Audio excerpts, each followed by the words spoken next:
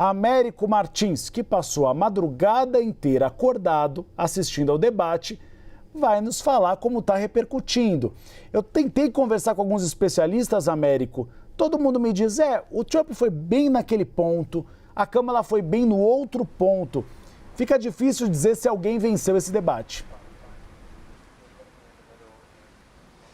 Pois é, Uribe, muito boa tarde para você e para todo mundo que nos acompanha. Foi um debate até certo ponto equilibrado. Os dois candidatos trocaram muitas farpas, trocaram acusações, usaram dados falsos, foram econômicos com a verdade e fizeram poucas propostas. Mas a candidata Kamala Harris foi mais feliz, talvez, em conseguir implementar a sua estratégia. Ela tinha se preparado para esse evento, imaginando que ela poderia provocar o ex-presidente Donald Trump em alguns pontos, tirá-lo um pouco ali do sério, irritá-lo, usar uma tática que ele usou em muitos debates, ele usa isso com frequência, inclusive tentando desqualificar o oponente. E ela conseguiu, de fato, tirar ali um pouco do equilíbrio do Donald Trump.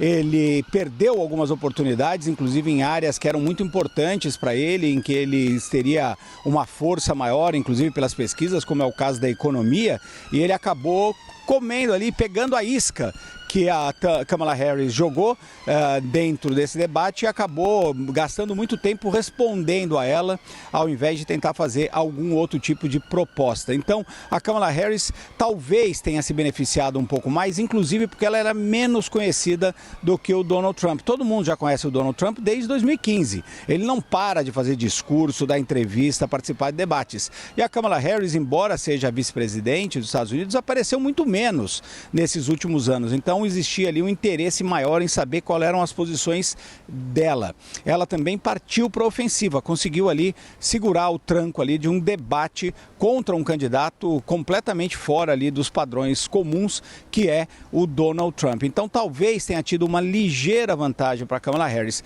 mas foi muito equilibrado, Uribe. Não acho que é possível dizer que alguém ganhou ou ganhou de lavada esse debate. É muito raro, inclusive, isso acontecer nos debates. Ela pode ter tido alguma vantagem maior, mas a grande dúvida, Uribe, é a seguinte: eles conseguiram eventualmente mudar o voto daqueles eleitores que estão indecisos? Esses são os eleitores que vão decidir essas eleições, especialmente nos estados pêndulo. E isso eu tenho sérias dúvidas, viu, Uribe? Eles falaram muito para os convertidos deles, em especial o Donald Trump, que manteve um discurso muito parecido. Em alguns momentos, ele falou exatamente as mesmas coisas que tinha falado durante aquele debate fatídico com o Joe Biden. Ele não conseguiu se adaptar à nova candidata. Isso ficou claro ontem.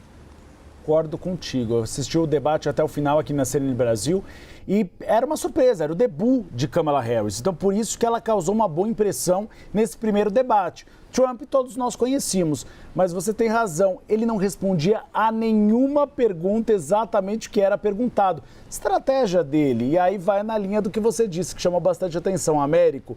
Os dois faltaram com a verdade em vários momentos.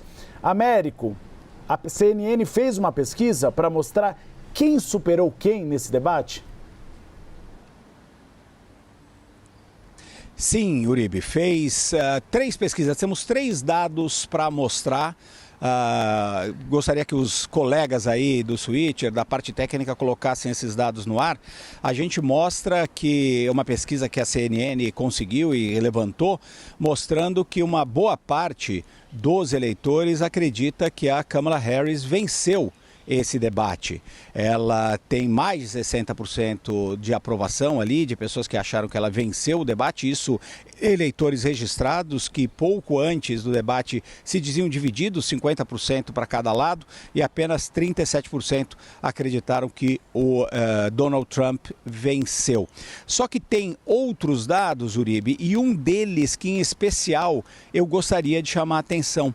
Um fato que mostra que mais de 80% dos eleitores disseram que o debate não muda a sua posição na votação. Não vão mudar de opinião por conta desse debate. Eles já estão com o voto consolidado ou para o Donald Trump no Partido Republicano ou para a Kamala Harris no Partido Democrata. Então é este o ponto que eu gostaria de dar bastante ênfase. Era um momento para os dois candidatos tentarem atrair esses eleitores que estão indecisos. Muito poucos, como vocês estão vendo aí nos números na tela, acreditam que poderiam eventualmente mudar de voto. Menos de 20% dizendo que vai considerar, menos de 5% dizendo que mudou de voto. Então foi uma oportunidade para eles tentarem conseguir esses votos dos eleitores mais moderados, eleitores mais indecisos, mas eles não conseguiram fazer isso, como esses mais de 80% que dizem que não vão mudar o voto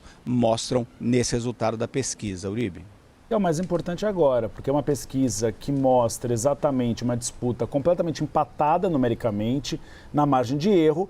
Então aí é um ponto percentual acima ou abaixo, é nesse eleitorado que eles deveriam focar. Deixar um pouco a sua base e falar um pouco com o eleitorado moderado. A gente vê que a pesquisa mostra que falharam, mas haverá outras oportunidades se Donald Trump for aos debates, né, Américo? Porque Donald Trump disse que esse é o último, que talvez não vá a outros debates eleitorais. Mas se continuar empatada a disputa, provavelmente, né, Américo, ele vai ser obrigado a comparecer. É possível, inclusive a própria campanha da Kamala Harris, que também tinha dúvidas se ela iria participar de um outro debate, colocou nas redes sociais que ela estaria querendo fazer esse outro debate. Inclusive o Donald Trump utilizou essa publicação dela para dizer que se ela quer um novo debate é porque ela considera que perdeu. O Donald Trump fez uma entrevista para a CNN logo depois do debate e disse que foi o melhor debate da vida dele, que ele deu respostas, perfeitas com relação, por exemplo, ao aborto. É ele tentando criar essa narrativa. A gente sabe que o Donald Trump em muitos momentos se desloca do mundo real, mas isso é proposital, como você disse, é uma estratégia dele. É tentar insistir tanto no mesmo tema que as pessoas acabem acreditando. Agora, uma coisa que certamente vai acontecer, Uribe, independente de termos debate ou não, é que os dois candidatos vão concentrar todas as fichas agora nesses estados pêndulo. Nós vamos falar muito de Pensilvânia, Michigan, Wisconsin, Georgia, todos os estados do cinturão da ferrugem, aqueles estados mais no norte do país, e também o do cinturão do sul, que fica mais na região sul, que são onde estão os estados pêndulo, e como você colocou, uma diferença muito pequena, 1 ponto percentual, meio ponto percentual. Em alguns estados eles estão completamente empatados, então é ali que eles vão brigar pelo mínimo de votos, mas aqueles votos que podem fazer diferença. E uma outra coisa, tentar mobilizar os seus eleitores, tentar mobilizar os seus simpatizantes para que eles tentem atrair outros eleitores para o dia da votação. Lembrando que a votação nos Estados Unidos, o voto não é obrigatório, então eles têm que cativar os eleitores para saírem de casa e realmente colocarem seus votos nas urnas.